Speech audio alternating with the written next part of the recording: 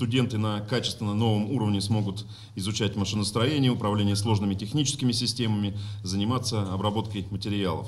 Для того, чтобы это стало возможным, из федерального бюджета нам было выделено 40 миллионов рублей, еще 30 миллионов мы предоставили из областного бюджета в качестве софинансирования.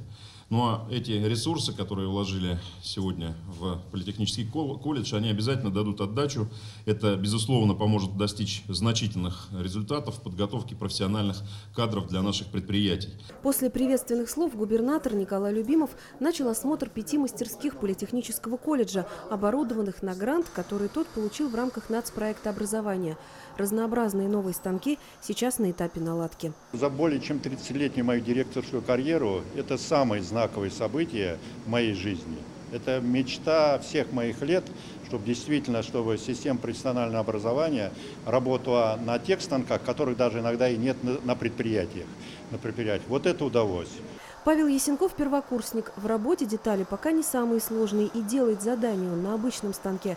Но скоро и Павел оценит новое оборудование, где есть уже числовое программное управление. Ответ на вопрос, что отличает хорошего слесаря, он знает уже сейчас. Точность, упорство и целеустремленность.